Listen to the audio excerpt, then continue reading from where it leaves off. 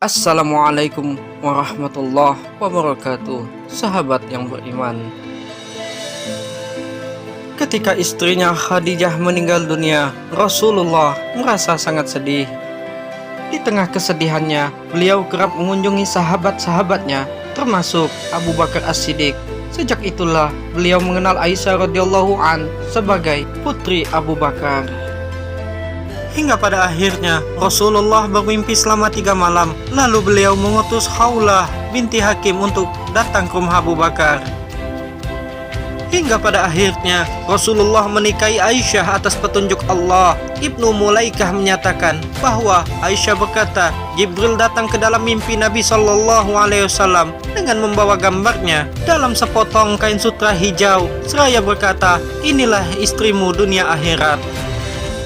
Aisyah adalah salah satu dari istri Rasulullah yang menonjol. Selain karena yang paling muda, Aisyah adalah perempuan cerdas dan mampu mendampingi Nabi.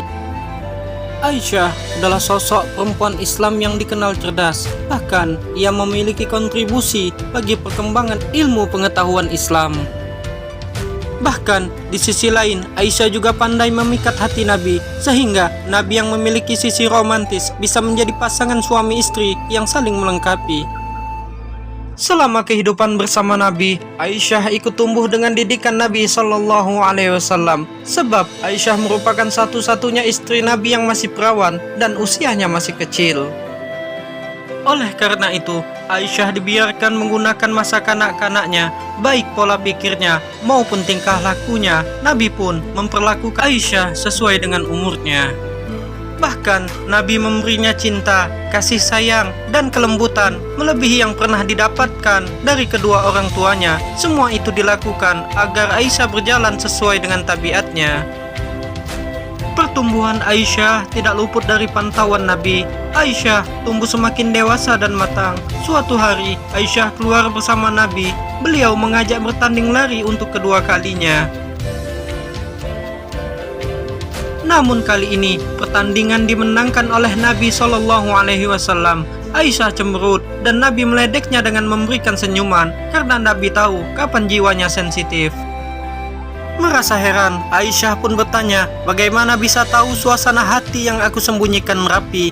Jawab Nabi, jika marah, kau bersumpah demi Tuhan Ibrahim. Jika sedang lapar, kau bersumpah demi Tuhannya Muhammad.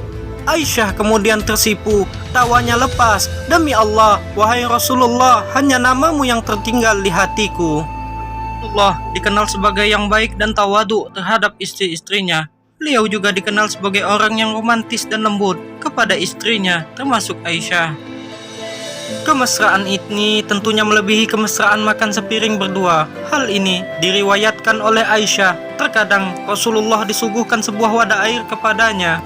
Kemudian aku minum dari wadah itu dalam keadaan haid. Lantas Rasulullah mengambil wadah tersebut dan meletakkan mulutnya di bekas tempat minumku. Terkadang aku mengambil tulang yang ada sedikit dagingnya, kemudian memakan bagian darinya. Lantas Rasulullah mengambil dan meletakkan mulutnya di bekas mulutku. Selain itu, Nabi juga mempunyai panggilan khusus untuk Aisyah, Humairah, yang artinya putih kemerah-merahan, yang merupakan bentuk panggilan kasih sayang dan cinta. Bahkan ketika Aisyah marah, maka Rasulullah mencubit hidungnya dan berkata, Uwaisi, katakanlah, Ya Allah, Tuhan Muhammad, ampunilah dosaku, hilangkan kemarahan di hatiku, dan selamatkanlah aku dari fitnah. Mengingat banyaknya momen indah yang pernah mereka lalui bersama, Aisyah merasakan duka yang begitu mendalam. Bagaimana tidak, sosok yang dicintainya meninggal di pangkuannya. Bahkan kisah romantis Nabi Muhammad dan Aisyah bukan hanya terjadi saat mereka hidup. Aisyah tidak pernah menikah lagi setelah Rasulullah meninggal. Mudah-mudahan kisah ini akan memotivasi kita dalam membina rumah tangga sesuai dengan tuntunan Rasulullah Sallallahu Alaihi Wasallam.